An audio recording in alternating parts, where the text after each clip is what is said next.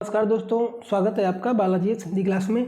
तो दोस्तों इस क्लास में हम एसएसटी का प्रैक्टिस सेट हल करेंगे जो कि दिसंबर 2024 के लिए बहुत ही इम्पोर्टेंट है। इसके अलावा बहुत सारे प्रैक्टिस सेट मैं दे चुका हूं, अगर आप लोग ना देखे हो तो प्लेलिस्ट में जा कर के देख सकते हैं। तो चलिए प्रारंभ करते हैं इस सेट को। आप भारतीय उपमहाद्वीप के प्रथम साम्राज्य पर परियोजना कार्य के लिए छात्रों को किस साम्राज्य के विषय में जानकारी एकत्रित करने के लिए कहेंगे? तो यहाँ पे बात आती है दोस्तों, भारतीय उपमहाद्वीप के प्रथम साम्राज्य की बात आती है। इनके लिए परियोजना कार्य बनाना है। तो प्रथम साम्राज्य कौन था? तो ये ऑप्शन नंबर आपका सही जाएगा। जो प्रथम साम्राज्य का था वो था मौर्य साम्राज्य।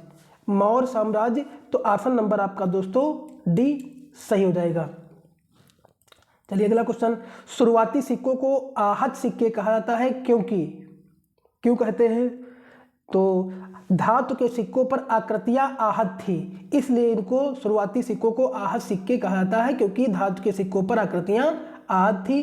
तो ऑप्शन नंबर आपका दोस्तों ए सही हो जाएगा। आहत सबसे मतलब क्या होता है? जैसा कि इसमें आहत लिखा गया है, आहत का मतलब क्या होता है? तो आहत सबसे स्पष्ट है कि इन सिक्कों पर प्रतीकों को आहत कर उन्हें बनाया गया था, यानी उस पर घात दे करके आहत करके बनाया गया था। और चांदी व तांबे के सिक्कों पर विभिन्न आकृतियों को आहत कर बनाए जाने के कारण इन्हें आहत सिक्का कहा जाता है। तो ऑप्शन नंबर आपका दोस्तों ए सही हो जाएगा। चलिए, दिल्ली सल्तनत काल में गुलामों को उच्च पद पर नियुक्त करने का क्या कारण था? सही विकल्प चुने। तो जो उच्च पद पे इसलिए नियुक्त करते थे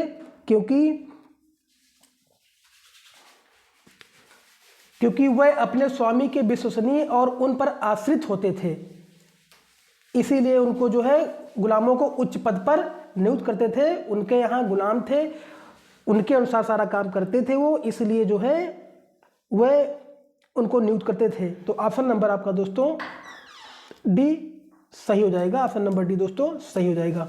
चलिए, दीवाने खासो आम की वास्तु विशेषताएं कैसी यह विचार देती हैं कि राजा भगवान का प्रतिनिधि होता था। तो कौन सा ऑप्शन इसमें सही हो जाएगा दोस्तों? पढ़िए, क्या जनसभा कक्ष मस्जिद के सदृश समान बनाया गया, या राजा के बैठने का ऊंचा सिंहासन यह दर्शाता था कि वह सबसे ऊपर है, या सिंहासन को इस तरह रखा गया कि मुस्लिम प्रार्थना के समय यह उनके मुंह के दिशा में सामने दिखता था? सही विकल्प चुनिए। तो इसका सही विकल्प दोस्तों क्या सही हो जाएगा? तो आपका सही विकल्प जो आपका था पहला ऑप्शन जनसभा कक्ष के सदृश समान था, ये भी सही है। और दूसरा आपका हो जाएगा सिंहासन को इस तरह रखा गया था कि मुस्लिम प्रार्थना के समय उनका मुंह की दिशा में सामने दिखता है। तो ऑप्शन नंबर आपका ए और सी सही हो जाएगा, जो कि ऑप्शन नंबर बी में है। चलिए अगला है, निम्न दिए गए कथनों ए एवं बी पर विचार करें एवं सही विकल्प का चुनाव करें। 19वीं सदी के शुरुआत में जब ब्रिटिश एक समरूप सैनिक संस्कृति विकसित करने लगे, इससे काफी सैनिकों के मध्य समस्याएं खड़ी हुई। पेशेवर सिपाहियों की यह एक सेना खड़ी करने के चक्कर में जाति और समुदाय को अनदेखा किया। तो ऑप्शन नंबर दोस्तों क्या सही हो जाएगा? तो इसका ऑप्शन नंबर दोस्तों सही हो जाएगा कि ए और बी दोनों सही हैं, लेकिन बी ए की सही व्याख्या नहीं है। तो ऑप्शन नंबर आपका दोस्तों ए सही हो जाएगा। अगला है, 16 से 18 शताब्दी के दौरान अहोम लोगों के संदर्भ में कथन ए बी सी पर विचार करें। वह कई कुलों में बटे थे तथा प्रत्येक कुल कई गांवों पर नियंत्रण रखता था और उनके अपने जनजाति देवता थे। उनका अन्य जनजाति लोगों जैसे कोच हाजी के साथ गठबंधन था। वर्ण समाज के लोगों द्वारा भूमि अधिग्रहण करना अहोम राजा द्वारा प्रतिबंधित था। तो 36 का ऑप्शन नंबर दोस्तों क्या सही हो जाएगा? क्या ये जो है आपका हो जाएगा ए और बी। ए ऑप्शन और बी ऑप्शन दोनों सही हैं और बाकी आपके गलत हैं। तो आपका ऑप्शन नंबर दोस्तों ए और बी ऑप्शन नंबर ए में है, तो ऑप्शन नंबर ए दोस्तों सही हो जाएगा। चलिए कथन ए, नील की खेती उत्तरी और दक्षिणी अमेरिका के बहुत से भागों में 17वीं शताब्दी तक आरंभ हो गई थी। करण आर, भारतीय नील के अधिक मांग और प्रतियोगिता के कारण यूरोपीय उत्पादकों ने अपनी सरकारों को भारतीय नील के आयात पर रोक लगाने और दूसरे विकल्प तलाशने के लिए जोर डाला गया। तो सही विकल्प चुने। तो सही विकल्प दोस्तों हो जाएगा आपका ए सही है, लेकिन आर गलत है। तो आपका ए, जो नील की खेती उत्तरी दक्षिणी अमेरिका के बहुत से भागों में 17वीं शताब्दी तक आरंभ हो गई थी, ये सही है, और बाकी आपका ये गलत है। तो ऑप्शन नंबर आपका ए और आर ऑप्शन क्या सही होगा दोस्तों? तो 37 का ऑप्शन नंबर दोस्तों सही हो जाएगा कि ए सही है लेकिन आर गलत है। तो ऑप्शन नंबर सी दोस्तों सही हो जाएगा। इनमें से कौन सा कारण आदिवासियों का अंग्रेजों के प्रति खुला विद्रोह का कारण बना? तो जो खुला विद्रोह था दोस्तों वो क्या था? तो ये खुला विद्रोह का कारण है कि अंग्रेजों ने सारे जंगलों पर नियंत्रण स्थापित कर लिया था और आदिवासियों का जंगलों में अपना प्रतिबिंबित कर दिया गया था। तो ऑप्शन नंबर आपका दोस्तों सी सही हो जाएगा। अगला है,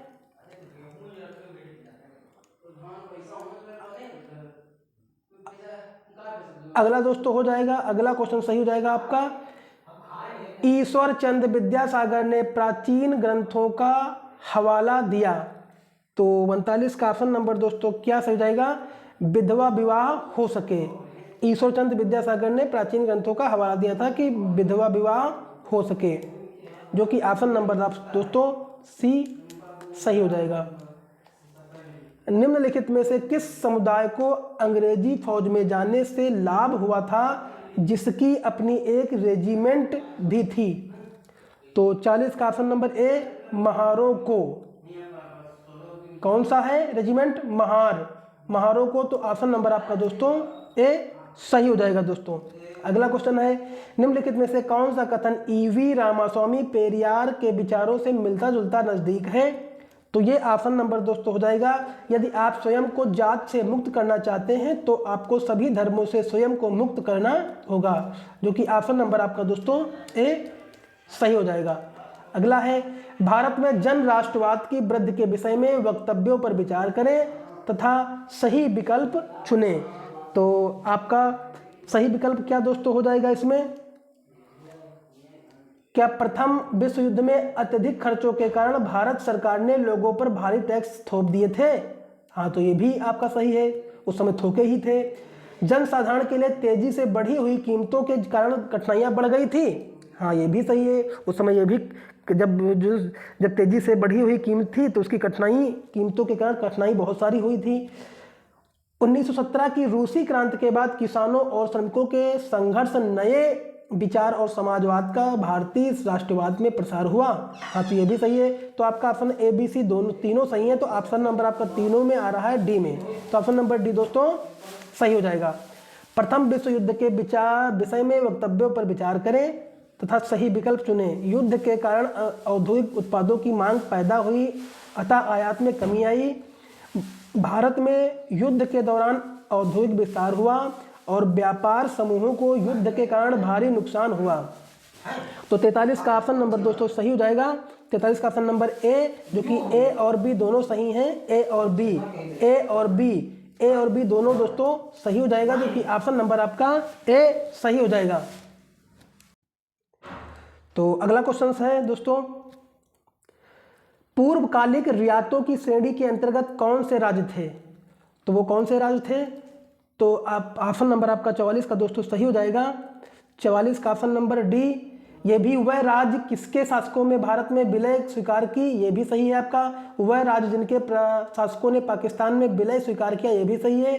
और जिन्हें प्रशासनिक इकाई के रूप में राज्य का दर्जा प्राप्त होने तक रखा गया, ये भी सही है। वह राज्य जिन्हें यूरोपीय उपनिवेश के रूप में बनाए रखा गया, जैसे गोवा, पांडुचेरी, ये आपका क्वेश्चन ऑप्शन नंबर गलत है, जो कि आपका ए बी सी सही है लेकिन आपका डी गलत है। तो ये A B C option number D में आ रहा है, यही आपका ऑप्शन दोस्तों सही हो जाएगा। चलिए निम्न सूची पर विचार करें। Alps, Aravalli, Appalachian, Himalaya, Ural, Vosges सूची में कौन सा दूसरों से भिन्न है?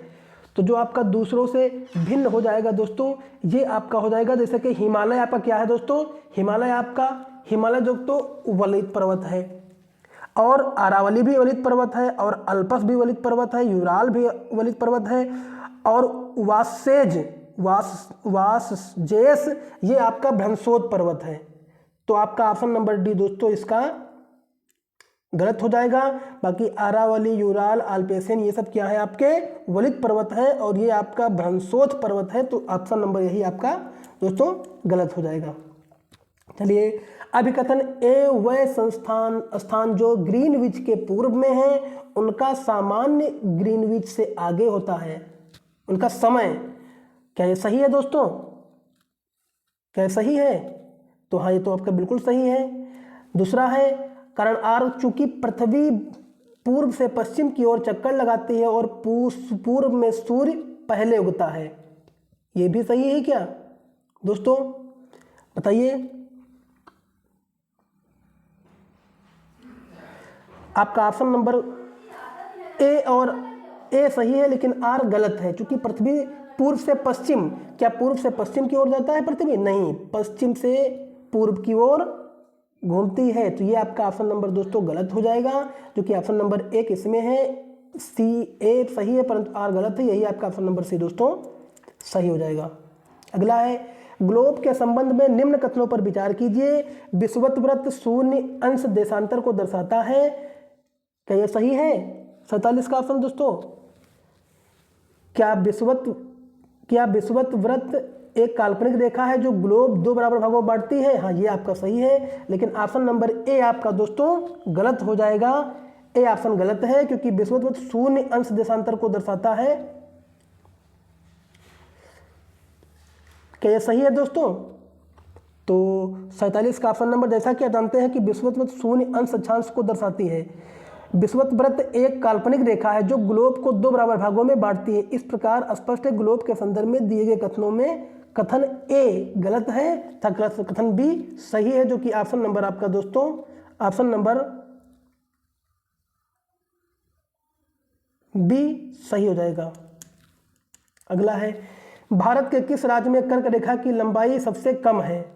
तो कर्क रेखा की लंबाई सबसे कम कहाँ होती है दोस्तों? तो ये आपकी राजस्थान में कर्क रेखा की लंबाई सबसे कम होती है, जो कि ऑप्शन नंबर बी दोस्तों सही हो जाएगा।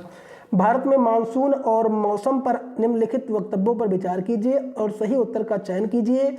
दक्षिणी पश्चिमी मानसून के मौसम में पवन मुख्य भूमि से बंगाल की खाड़ी की तरफ बहती है, और मानसून के लौटने के मौसम में पवन मुख्य भूमि से बंगाल की खाड़ी की तरफ बढ़ती है, या फिर भारत के दक्षिणी भागों में मानसून के लौटने के मौसम में वर्षा होती है। तो 49 का ऑप्शन नंबर दोस्तों क्या हो जाएगा? 49 का ऑप्शन नंबर बी और सी आपके सही हैं, लेकिन ए आपका गलत है। तो ऑप्शन नंबर आपका बी दोस्तों सही हो जाएगा।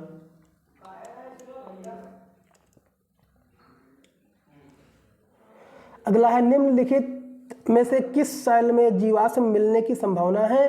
तो जो जीवाश्म मिलने की संभावना दोस्तों होती है वो आपकी दोस्तों होती है अवसादी शैल में। अवसादी शैल में जीवाश्म मिलते हैं, जो कि ऑप्शन नंबर ए दोस्तों सही हो जाएगा।